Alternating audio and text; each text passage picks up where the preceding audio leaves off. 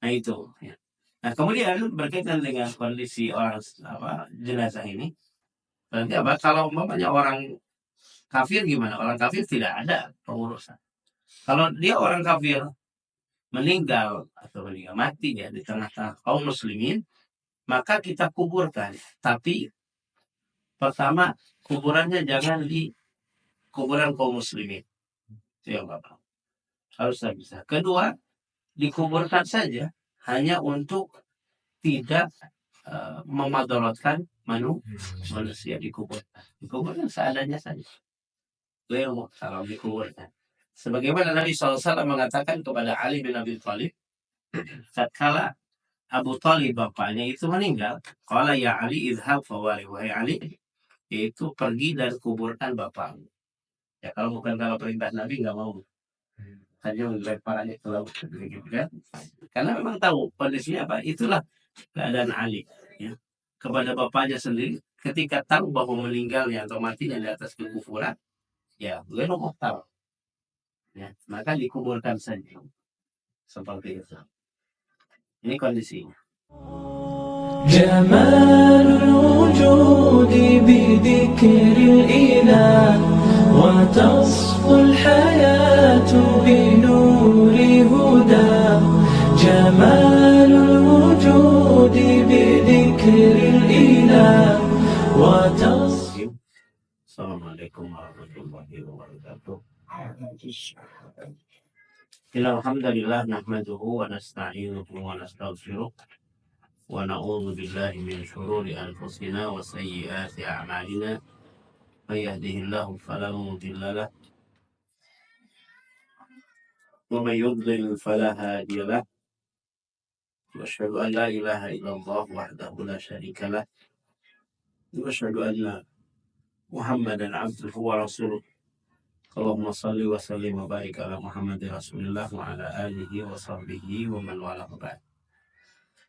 Ikhwati, teman-teman sekalian yang dirahmati Allah Subhanahu wa taala, insyaallah kita melanjutkan membacakan hadis-hadis ahkam dalam 40 hadis yang dinukil oleh Imam Al-Munziri. Dan terakhir kita masuk di hadis ke-20 bercerita tentang qasar, dan sekarang masuk di hadis ke-21 insyaallah, yaitu bercerita tentang memandikan jenazah. Dan kita bahas secara umum karena nomor 21 dan 22 kita berbicara tentang jenazah sebenarnya.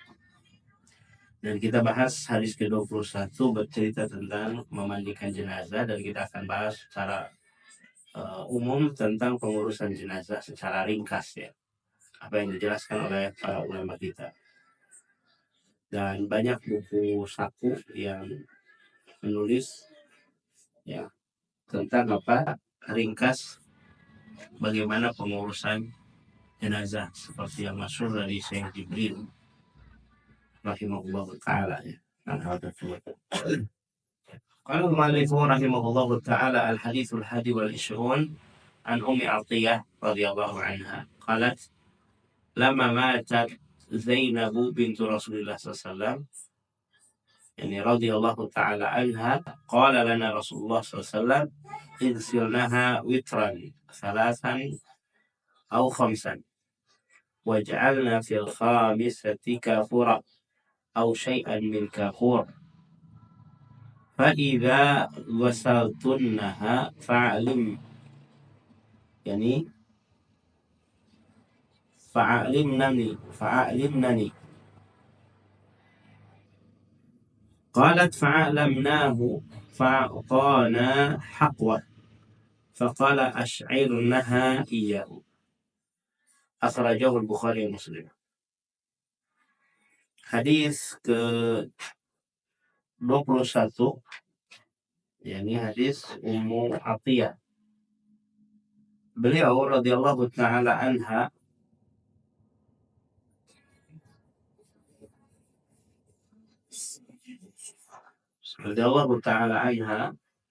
menceritakan, yaitu saat Zainab binti Rasulullah SAW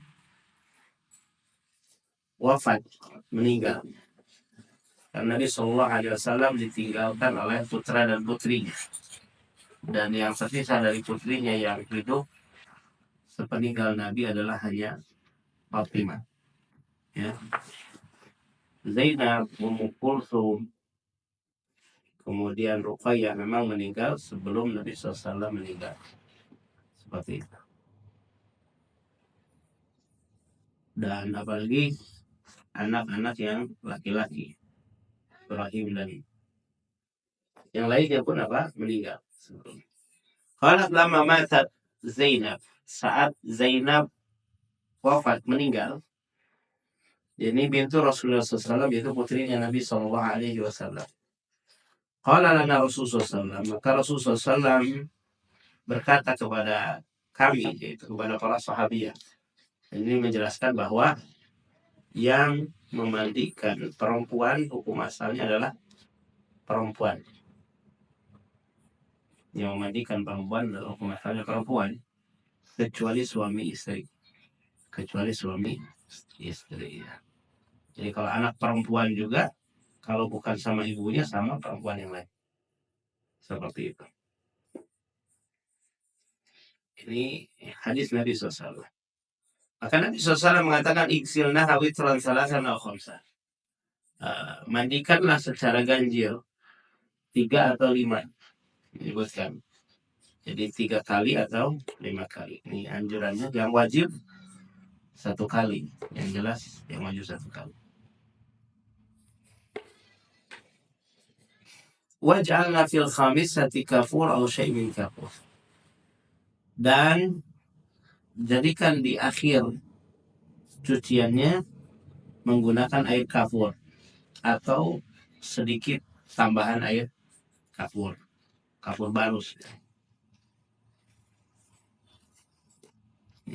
Ini singkatnya menyebutkan memandikan. Dan di dalam hadis ini sebelumnya ada dalam riwayat ini, masih riwayat ini riwayat Mu'tiyah juga.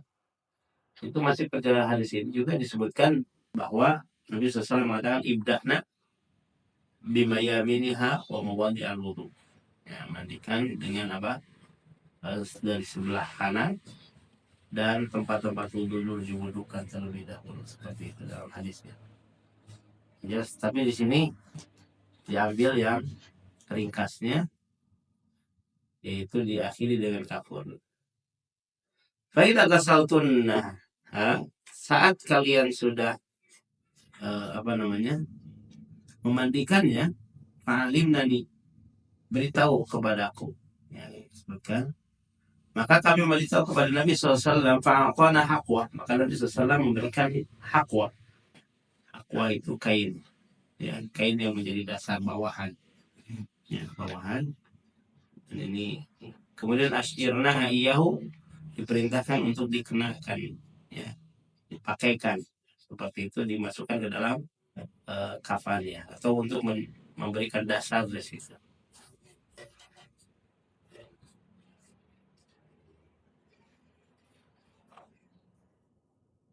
Maka asyirnahu artinya di sini adalah karena apa yang diberikan Nabi SAW barokah, ya. Maka maksudnya pakaikanlah langsung, asyirna itu syiar, langsung ditempel mubasyarah ke kulit, ya, makanya di bagian bawah. Seperti itu. Ini yang disebutkan dengan asyirna. Nah, ini hadis tentang siapa? Mu'tiyah, tentang memandikan. Pengurusan jenazah kita ketahui, maka saya berikan judul di sini secara umum karena kita akan membahas ringkas tentang apa yang menjadi kewajiban kita di situ, hak jenazah. Kita harus betul-betul memahaminya, dan saya akan sampaikan secara ringkas. Dan setelah pembahasan kita ini, kita mungkin akan baca kitab tentang beberapa kitab fikih, ya, yang wajib, yang ringkas, yang baca dari awal sampai akhir pembahasannya. Tapi kita setelah membahas tentang 40 hadis itu, kita ketahui bahwa jenazah yang dimaksud di sini adalah jenazatul muslim, jenazahnya orang orang muslim ya. Karena juslah atau bangkai atau jenazah ini atau jasad itu adalah yang muhtaram, adalah jasad manusia. Jasad manusia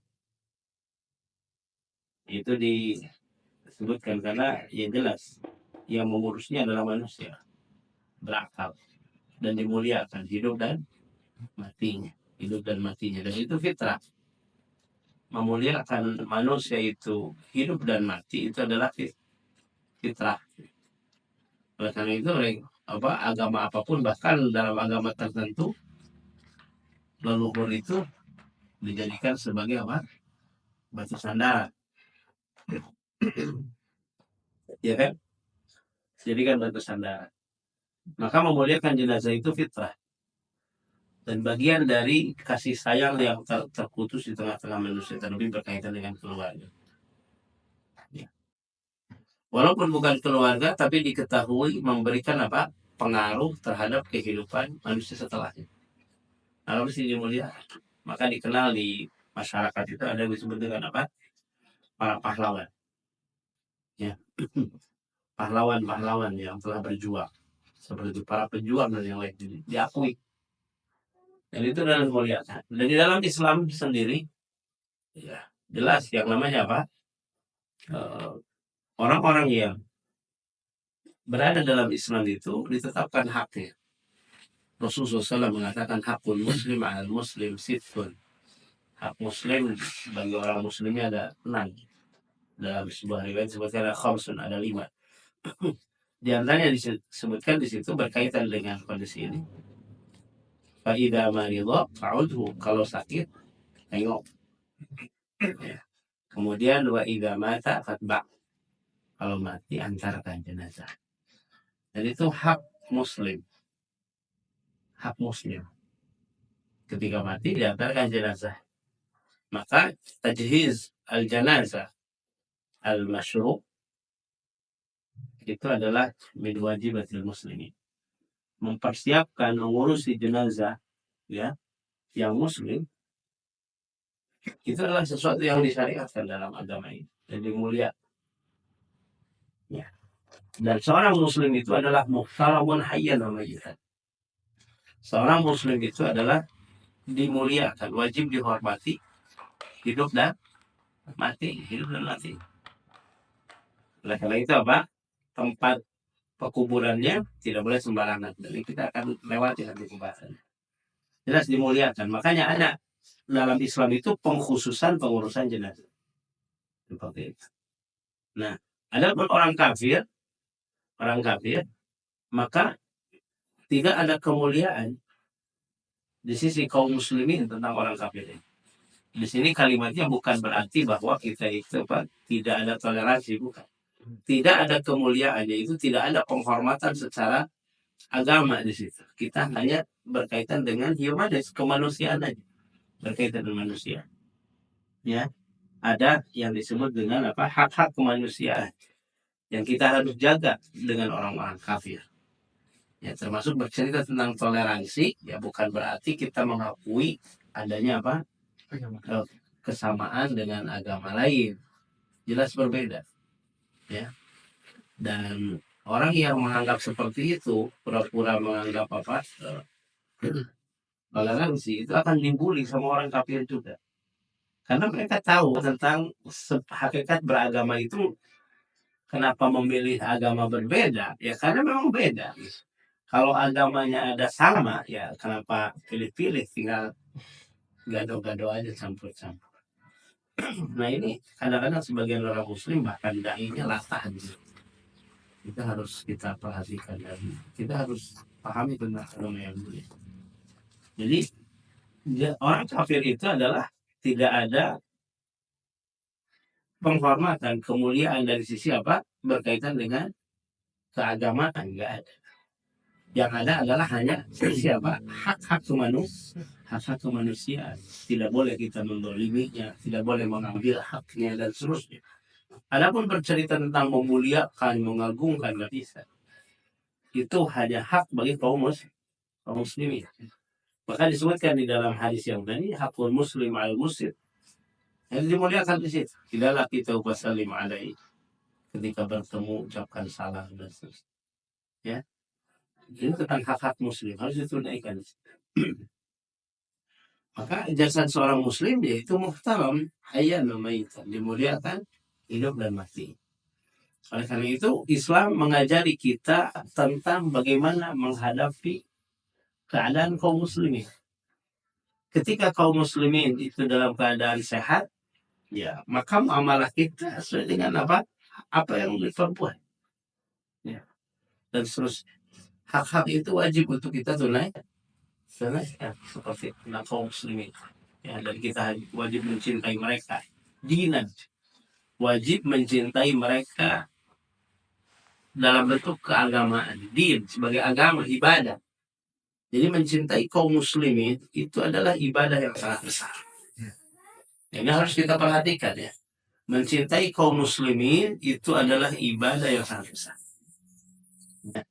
Dan Allah Subhanahu wa taala sebagai jadikan sebagai ikatan keimanan seseorang terkuat adalah ketika dia mencintai saudaranya yang beriman, muslim. Begitu. Maka membencinya adalah pelanggaran syariat, haram hukumnya. Membencinya, apalagi sampai mengocorkan darah, apalagi mengambil harta mereka. Maka Rasulullah SAW ketika haji wada, Rasul mengatakan apa? Al-muslim lil muslim haram. Muslim atas muslim yang lainnya itu haram. Hartanya, kehormatannya, dan darahnya. Gak boleh kita lukai, gak boleh kita. Jadi gak boleh kita nonton. Itu wajib kita menjaga. Ya. Wajib kita menjaga tentang hak-hak muslimin. Hartanya, darahnya, kehormatannya. Gak boleh kita lukai, gak boleh kita bunuh, gak boleh kita caci, gak boleh kita ghibah. Ghibah saja yang gak kedengar gak boleh. Gak boleh kita namimah, mengadu domba, gak boleh memusuh. Termasuk tidak boleh membenci. Harus dijaga kehormatan mereka. Apalagi dijatuhkan nama besar di situ. Ini tentang apa? Tentang seorang muslim. Hartanya nggak boleh dicuri, nggak boleh diambil, nggak boleh digosok, nggak boleh diapa-apain, nggak boleh. Ya. Justru kita harus menolong mereka, membantu mereka dan seterusnya. Dan di era seperti ini, di zaman ini, hak-hak ini biasanya khawatir, terabaikan. Kadang-kadang kita merasa cuek ketika orang muslim melakukan pelanggaran. Orang muslim lain lalu sama bisa kabarnya lagi. Pas betul nyokot tetangga orang bareng orang saya propos apa zaman kabarnya lagi. Enggak, kita wajib menjaga apalagi tetangga, apalagi saudara dan seterusnya. Nah ini yang harus kita perhatikan. Mencintai seorang muslim itu adalah ibadah yang besar. Inna awthaqawral iman al-hubbu fillah wal bughdu fillah. Ikatan iman itu adalah tentang mencintai dan membenci karena Allah. La yu'minu ahadukum hatta yuhibba li akhihi ma yuhibbu li nafsihi. Tidak beriman seorang sampai dia mencintai untuk saudaranya sebagaimana untuk diri untuk dalam kebaikan. Seperti itu. Jadi mencintai kita dalam kebaikan, kita pun mencintai saudara kita yang seiman dalam kebaikan. Maka seorang muslim adalah wajib saling menasehati. Tawassul bil haqqi, tawassul bil saling mewasiati dalam kebaikan dan kesabaran. Nah itu ya.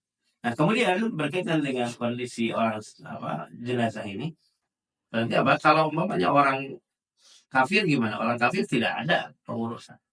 Kalau dia orang kafir meninggal atau mati ya di tengah-tengah kaum muslimin, maka kita kuburkan. Tapi pertama kuburannya jangan di kuburan kaum muslimin. Itu yang Bapak. Harus bisa. Kedua, dikuburkan saja hanya untuk tidak memadaratkan manusia dikuburkan. Dikuburkan seadanya saja. Beliau salam dikuburkan. Sebagaimana Nabi SAW mengatakan kepada Ali bin Abi Thalib, tatkala Abu Thalib bapaknya itu meninggal, qala ya Ali idhab fawari, wahai Ali, yaitu pergi dan kuburkan bapakmu. Ya kalau bukan kalau perintah Nabi nggak mau, hanya melempar aja ke laut gitu kan. Karena memang tahu kondisinya apa, itulah keadaan Ali ya.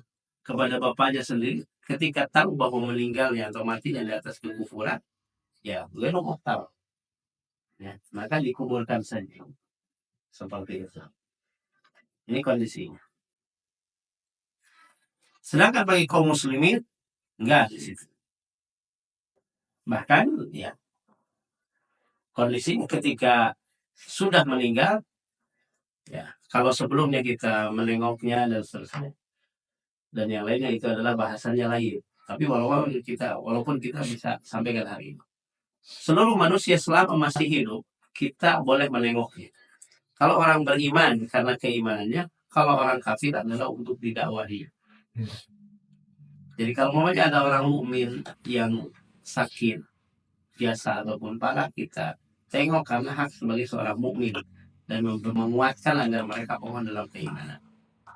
Ya, dan kita menjelaskan tentang bahwa hikmah dari sakit itu adalah keutamaan, ya, keutamaan dari Allah untuk membersihkan dari dosa. Adapun menengok orang yang kafir itu tujuannya bukan itu, tapi tujuannya adalah untuk berdakwah.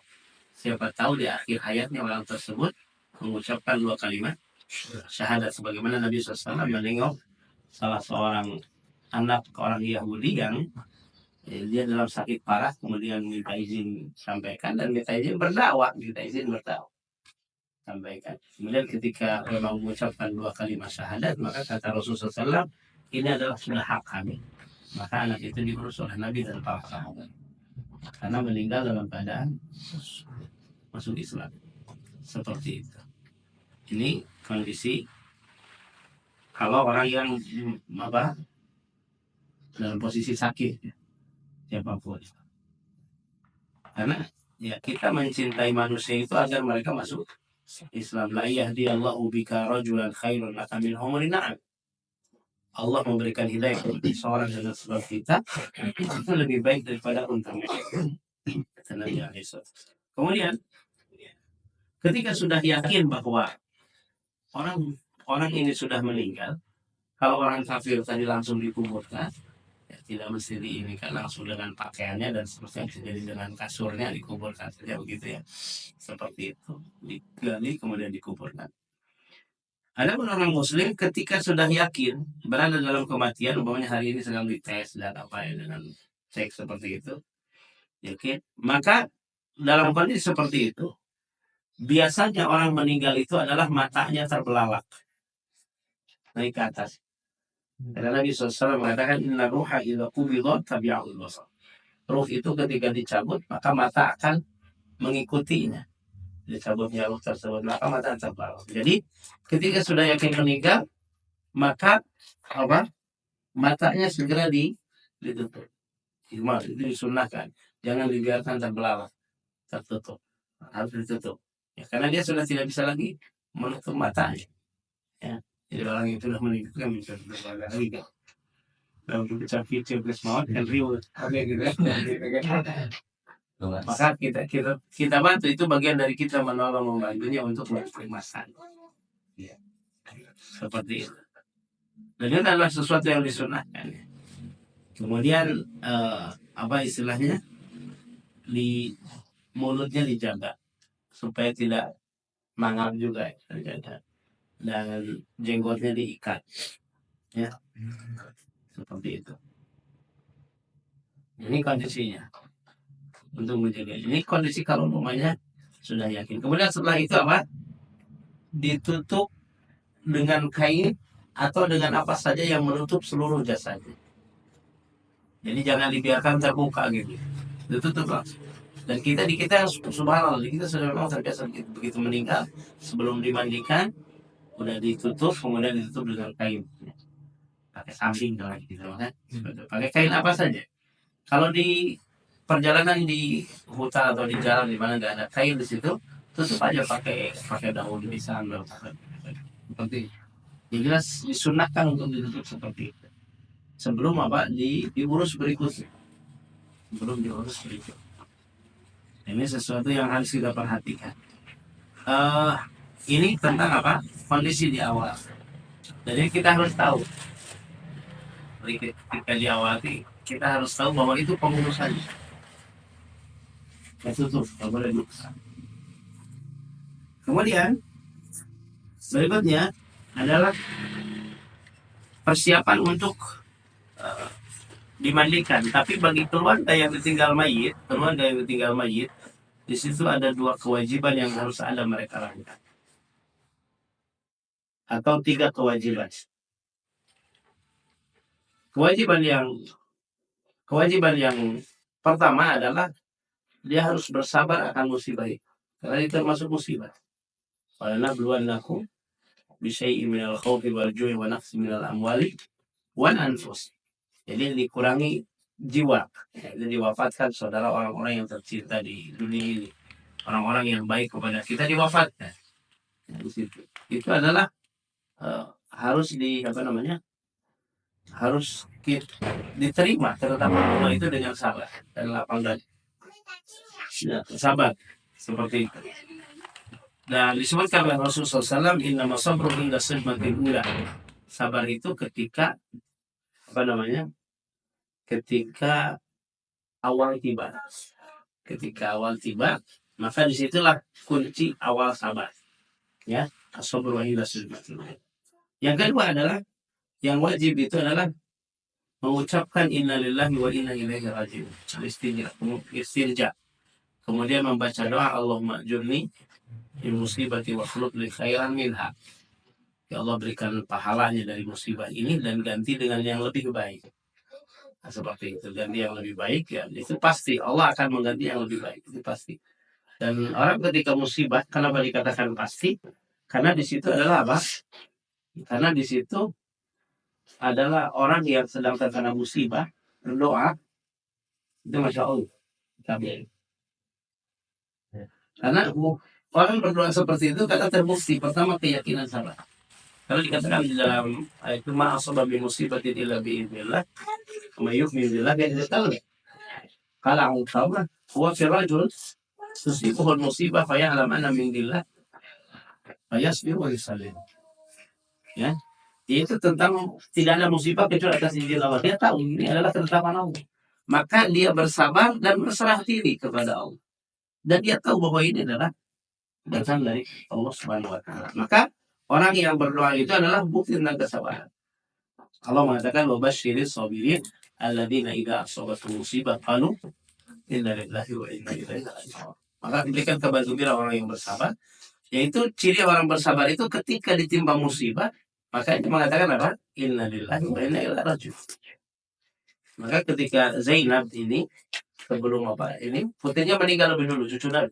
Sampaikan kepada Nabi meninggal. Maka Nabi mengatakan kepada utusannya, sampaikan kepada dia bahwa inna lillahi wa akhad wa lahu ma'atau kullu syai'in ila jabisam.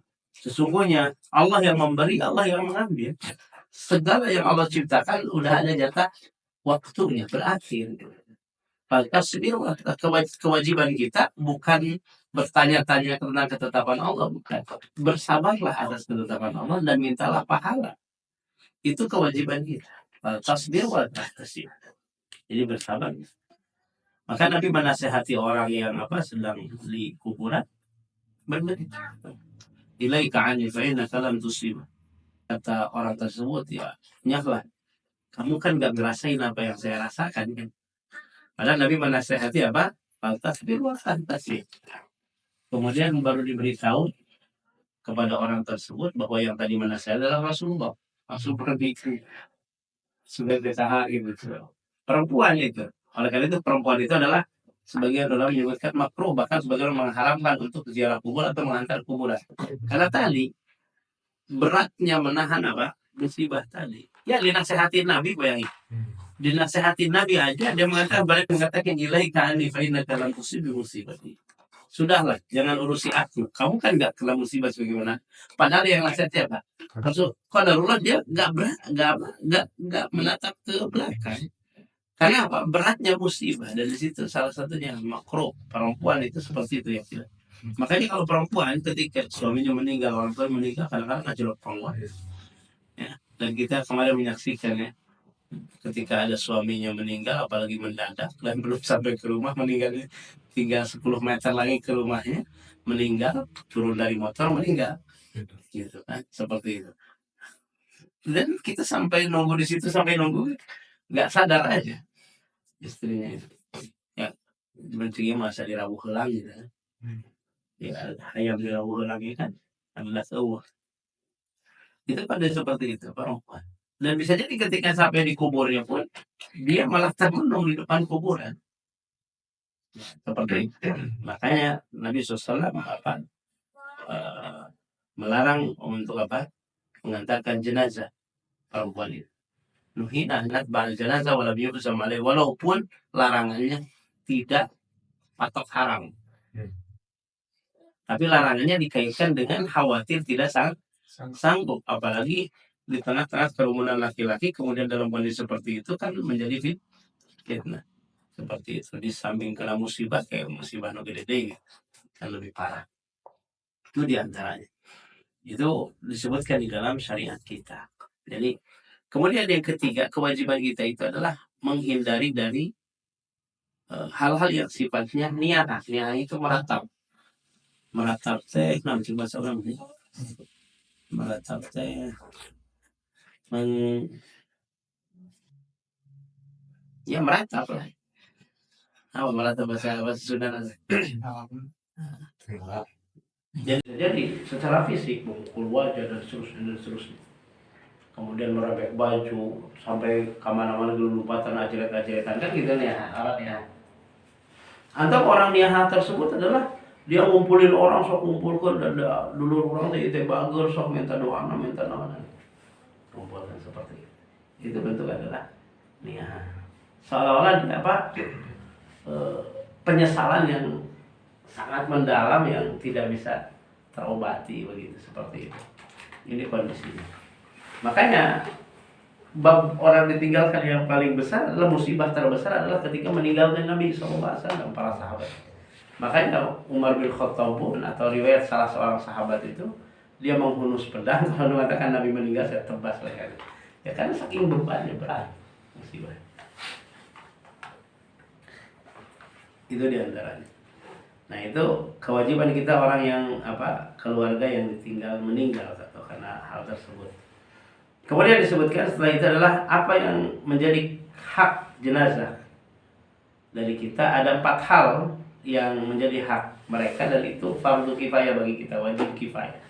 Yang pertama adalah memandikannya. Dan memandikan jenazah ini itu adalah sesuatu yang memang sifatnya fardu kifayah. Siapa yang paling pantas memandikan jenazah itu? Tadi disebutkan laki-laki adalah oleh laki-laki, perempuan oleh perempuan kecuali suami istri, atau kecuali jenazah yang belum 7 tahun, anak kecil, ya seperti itu. Bayi baru lahir, maka siapapun boleh di situ. Karena lawan. Jadi yang diperhatikan adalah bahwa aurat masa hidup adalah aurat setelah meninggal. Jadi hati-hati memandikan jenazah ge ulah lalawara ditempokeun ku sararea. Kadang-kadang jelema teh hayang nempokeun saha itu enggak boleh. Ya. Aurat kaidahnya adalah aurat masa hidup adalah aurat dia saat meninggal. Maka yang memandikan laki-laki oleh laki-laki, perempuan oleh perempuan, kecuali suami istri. Kenapa suami istri? Karena suami istri tidak ada aurat bagi mereka. Bagi laki-laki perempuan yang sudah suami istri tidak ada aurat di situ. Maka mandikanlah. Dan Nabi SAW mengatakan demikian, "Lau miti qabli la ghasaltuki wa la shallaitu 'alaiki wa la dafantuki wa kafantuki." Ya, kalau kamu meninggal, aku yang akan memandikannya, aku yang akan mengkafaninya, aku akan menyolatinya dan aku akan menguburkan. Itu kalau ditakdirkan. Ini kalimat ini adalah sebagai bagian dari bagaimana seorang suami terhadap istrinya, dan jadi riwayat yang kuat di situ. Dan itu romansanya siapa? Nabi SAW bersama istri. Nah itu diantaranya. Tapi kan yang terjadi adalah Nabi SAW Dan ini khusus kepada Aisyah. Nah ini disebutkan oleh Nabi SAW memandikannya. Ya. Jadi yang paling pantas adalah itu. Kemudian dari keumuman tersebut setelah suami, istri dan seterusnya, siapa yang paling pantas? Wasiyah. Orang-orang yang diwasiatkan oleh mayit tersebut sebelumnya. Saya ingin dimandikan oleh siapapun. Ya, oleh siapa disebutin, saya ingin dimandikan oleh fulan. Maka ditunaikan kalau itu memungkinkan. Kalau tidak memungkinkan maka kepada yang lebih dekat. Kalau laki-laki oleh bapaknya, ya, oleh saudaranya, kakaknya dan seterusnya. Seperti itu. Terus secara berurutan. Dan yang terbaik adalah ini. Atau mungkin dia berwasiat oleh orang yang alim di situ. Itu boleh. Ya, di situ. Dan itu yang lebih utama sesuai dengan wasiat. Ini berkaitan dengan memandikan jenazah. Bagaimana cara memandikan jenazah? Ya, memandikan jenazah itu pertama, memandikan jenazah itu adalah sebagaimana mandi wajib. Hukumnya adalah hukum mandi wajib. Ya, mandikan jenazah itu hukumnya mandi wajib. Jadi kalau mamanya antum ada baskom besar, kemudian dimandikan, selesai, tertunai semuanya, itu dari sisi kewajibannya selesai. Paham ya? Mandi wajib kan gitu, lamun antum nyemplung kejebur karena walungan gitu kan. Gitu kan telem kabeh, angkat poksai gitu kan, naik dari kaluhur. Nah, selesai. Dengan niat kan begitu. Tapi ada tata caranya yang di situ adalah untuk memperhatikan hal-hal yang besar. Pertama, mura'atul aurat. Dalam memandikan jenazah itu adalah mura'atul aurat. Tadi sudah disebutkan, harus menjaga auratnya. Kedua, yang memandikan itu adalah harus menjaga amanah. La yatahadats ma ra'ahu fil mayyit. Tidak boleh menceritakan apa yang dia saksikan dalam mayit. Enggak boleh. Rahasia dia. Oleh karena itu fardu kifayah itu memandikan jenazah itu bisa dimandikan oleh satu orang, sebagaimana suami istri tadi kan. Bisa dimandikan oleh sesuatu yang memang dibutuhkan. Jadi mandikan jenazah enggak usah keluar. Kulimaan mandian itu. Sendiri berduaan paling juga sebagai bantu. Itu yang apa? Yang kedua, jadi harus amanah. Yang ketiga, adabnya ketika memandikan jenazah itu tidak boleh yang memandikan itu bersentuhan kulitnya langsung dengan mayit. Itu sunnah. Itu menggunakan apa? Sarung tangan atau dan seterusnya. Itu harus dijaga ya, tentang hal tersebut.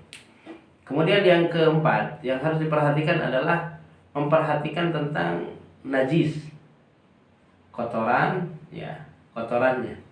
Maka sebelum memandikan harus pertama sebelum memandikan itu, pertama pakaiannya dibuka dengan posisi bahwa kalau laki-laki, kita kan menceritakan laki-laki karena kita laki-laki, maka harus pakai kain yang menutup aurat laki-laki.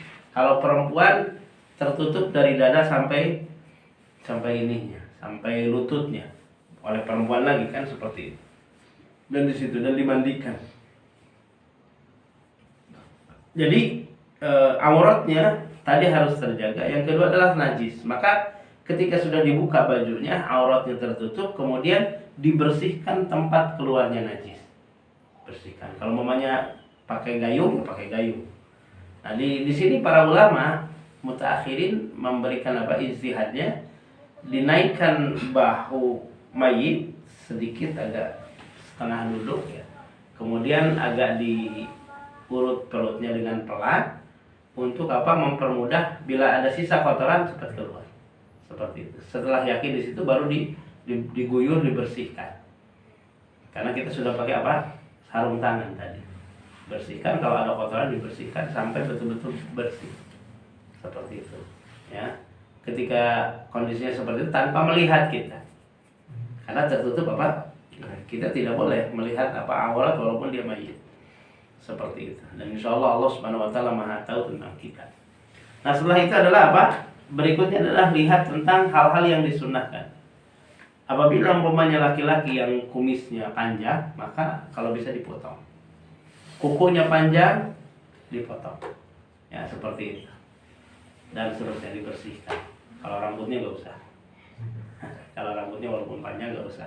Kalau rambut panjang berarti dikepang. Seperti itu, diikat. Biar tidak terurai. Nah ini diantaranya ya. Berkaitan dengan apa? Kondisi ini. Kemudian baru setelah itu apa? Mulai memandikan jenazah. Memandikan jenazah dikatakan dalam hadis Nabi, yaitu dengan apa? Diawali dengan apa? Anggota wudhu. Anggota wudhu diwudukan berarti. Diwudukan. Sebagaimana mandi wajib, berwudhu terlebih dahulu. Baru setelah itu apa? Dikeramasi. Baru dikeramasi. Keramaskan. Dikeramasi jadi dikeremasi. Ayo.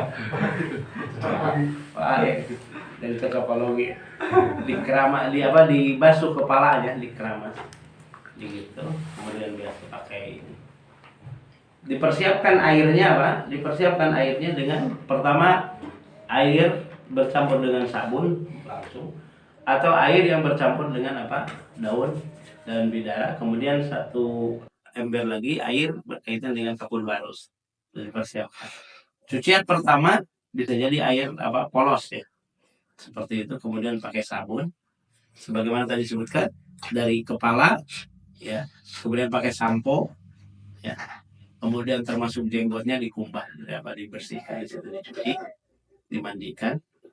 Kemudian setelah itu adalah mulai dari sebelah kanannya, atas, kemudian samping, kemudian belakang kanan diputar, begitu, ke belakang terus sampai kakinya tuntas.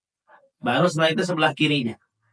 Nah kalau sudah tuntas kanan kiri dengan kepala, berarti apa? Pada saat itu berarti satu kali cuci. Kata Nabi SAW, salasa, 3 kali. Berarti 3 kali.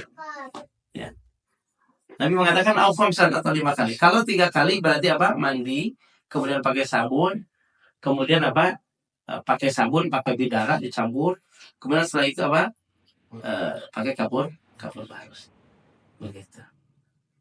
Kalau bisa 5 kali. Air, sabun, bidara, kemudian air lagi 4 kali, terakhir adalah kapur barus. Seperti itu. Ini di dalam kondisi seperti itu. Kemudian setelah itu apa? Ditutup lagi apa namanya, jenazahnya, aurat apa, kain yang menutup auratnya kan basah. Jadi ganti dengan yang baru, dikasih handuk, dikeringkan, kemudian ditutup lagi, dibawa ke tempat pengkafanan, seperti itu. Baru disana dikafan.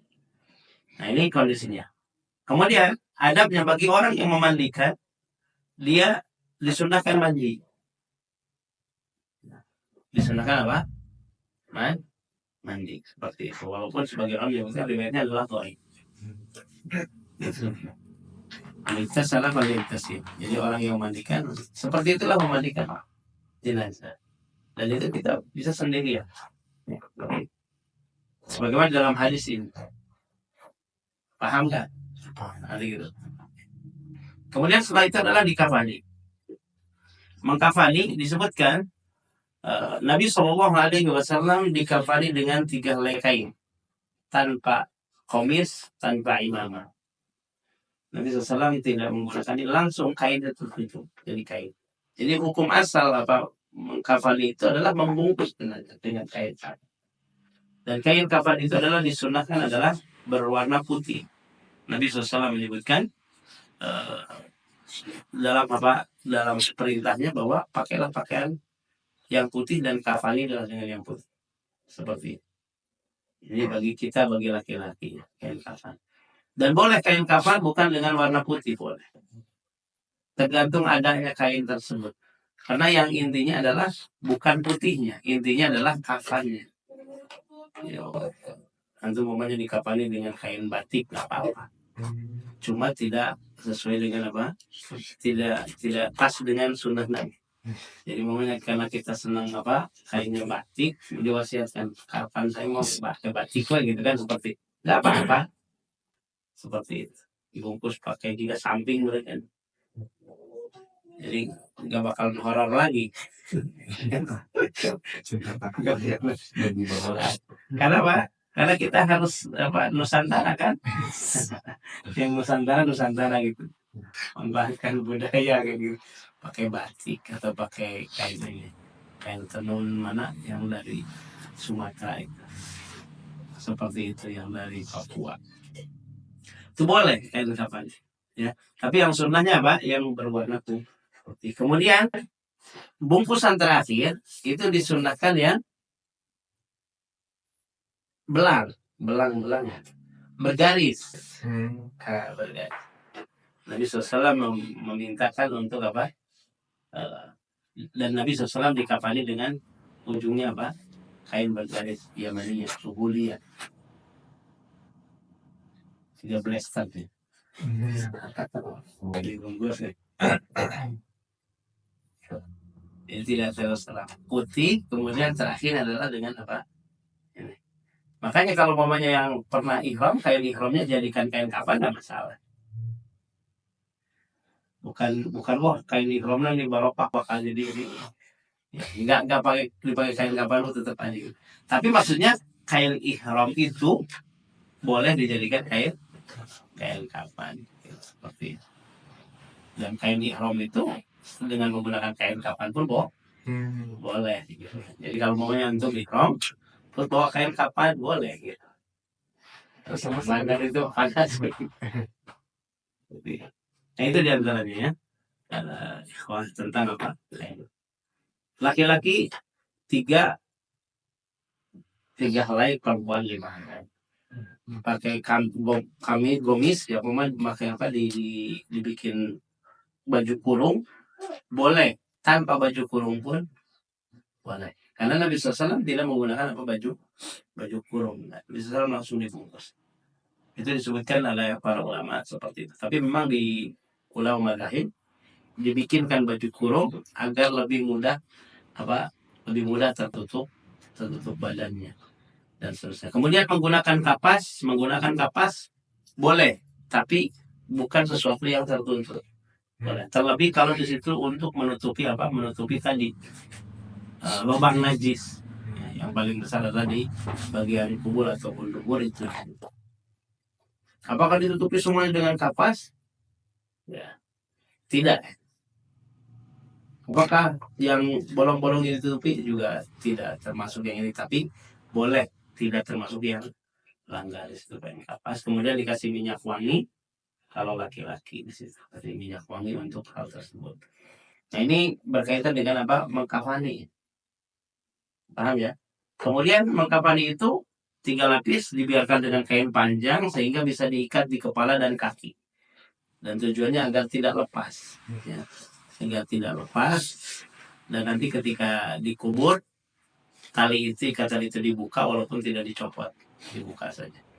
Dilonggarkan. Seperti itu. Nah ini kondisinya. Ikatannya 5, 7 ganjil ya. 3, 5, 7 ikatan. Yang jelas ikatan tersebut adalah menjaga untuk tidak lepas. Tidak benar. Posisi tangan jenazah itu tergantung mudahnya. Sebagian di kita biasanya disedekapkan, tapi sebenarnya itu adalah tidak termasuk yang memang diharuskan sedekap. Cari yang lebih mudah, kadang-kadang diirsalkan, diluruskan lebih mudah untuk kafannya. Ya, untuk kafannya lebih mudah seperti itu. Karena itu adalah bukan posisi yang diharuskan begitu. Seandainya pun seperti itu, memang dan kebiasaan di kita di Indonesia biasanya dibiarkan sedekap ya. Ya kalau memang masih mudah sedekap ya ada masalah. Itu diantaranya berkaitan dengan mengkafani. Cuma yang belum tahu itu bagaimana kalau kafan pakai resleting. Kan lebih gampang seret gitu ya. 3 lapis. Sudah nanti yang produk Allah alam. Kita nggak tahu. Ya. Jika tak lumpur nazar. Kan udah 3 lapis nanti antum. Jika gurita bayi kain kan tinggal tutup salapis 2 lapis flat nanti dia bungkus seperti itu. Allah Ta'ala mana nggak tahu. Takut kayak bikin produknya kapan modern. Allah Ta'ala. Ya. Itu adalah mengkafani ya. Dan waktunya sudah ini. Dan insya Allah kita akan lanjutkan tentang nanti menyolati dan menguburkan. Menyolati berarti ada di hadis ke-22. Nah, demikian yang bisa disampaikan tentang hak jenazah. Jadi kewajiban kita yaitu kita baru sampaikan dua, yaitu memandikan dan mengkafani. Memandikan, mengkafani. Bila ada pertanyaan silahkan.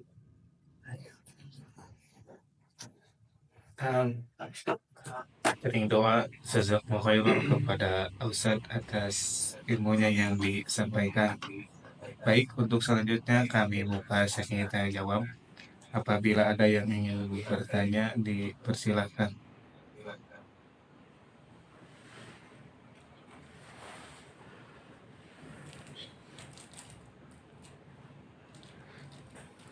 Kalau ibu mah tidak bisa ku anak laki-lakinya Ya, bisa. Anak perempuan. tadi anak mah justru suami nak boleh anak tidak boleh si mata Nah, ini yang kayak dulu pada Nabi SAW mengatakan demikian. Hadis Nabi yang mengatakan kalau kau mati hadis Nabi SAW yang demikian. Kalau Aisyah meninggal, kata Nabi SAW itu menyebutkan, maka aku yang akan memandikan. Jadi di sini menjelaskan bahwa tidak dikaitkan dengan batal dan tidak batal. Andai Imam Syafi'i mengatakan bahwa buat batal wudunya, jadi kaitannya dengan memandikan. Sudah berbeda cerita. Karena memandikan itu kaitannya dengan aurat. Dan aurat yang boleh terbuka secara umum adalah hanya suami istri. Dengan orang tua tidak boleh. Dan seterusnya. Ustaz, terkait tadi hitungan berapa kali yang ganjil memandikan, itu dimulai dari wudhu lagi atau pas ketika yang mandikan sebelah kanan, sebelah kiri, mulai dari mana lagi tuh hitungannya keduanya? Ya, memandikan itu ya seperti kondisi kita seperti kita mandi junub. Jadi wudhunya cuma di awal saja. Ya, perhitungan sekali dua kalinya adalah di cucian berikutnya dari bagian kanan, ya terus bagian kiri berarti satu kali, bagian kanan bagian kiri dua kali, dan yang wudhunya adalah satu kali. Allah Ta'ala. Terus ini terkait dengan ada yang nggak tahu sih, kurang lebih tahu, ada yang cerita bahwa untuk zikrul maut tuh bahkan sampai kain kafan tuh dibikinkan sorban. Tapi ada juga itu maksudnya terlalu berlebih atau gimana? Itu gimana sih? Ya, kain kafan mau dijadikan sorban, menjadikan kerudung, menjadikan alas kasur, nggak masalah. Kain kafan yang kain biasa. Dan itu kain kafan itu, kalau Nabi mengatakan ilbasu min siyabikumul bayat wa kafinu fiha, berarti kain kafan itu adalah kain yang biasa kita pakai.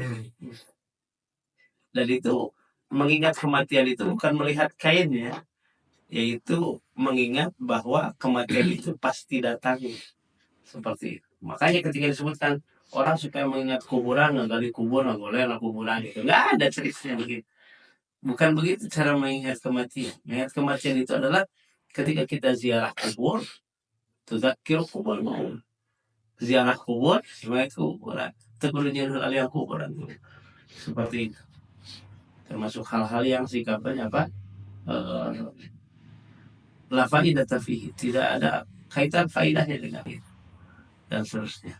Jadi Nabi SAW mengatakan kuntu nahaitu man ziyaratul kubur fal'an fazuruha, dulu kami larang ziarah kubur karena kita tahu bahwa kalian mesti terfitnah dengan kuburan. Ketika sudah kokoh imannya bahwa kubur itu, maka berziarah, fa innaha tudzakirukumul maut, karena ziarah kubur adalah kafa bimauti akhihi wa idza, cukuplah dengan kematian saudaranya sebagai nasihat, pemberi nasihat.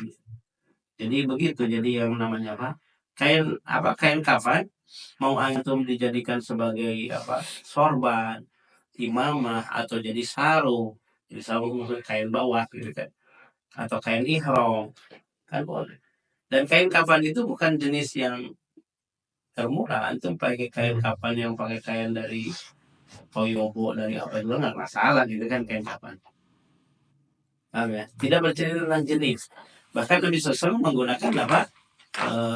Suhuliyah Yamannya, dari kain dari Yaman, tenunan Yaman gitu kan. Disebutkan di dalam apa? Para sahabat memilih kain untuk kafan Nabi SAW. Itu dia. Wallahu a'lam. Jadi tidak ada kaitannya pokoknya sorban itu kan, supaya ingat karena Muhammad. Bisa jadi orang kain-kain di kapan itu kain anu hijau, bisa pakai sorban orang yang sedang bisa jadi. Allah.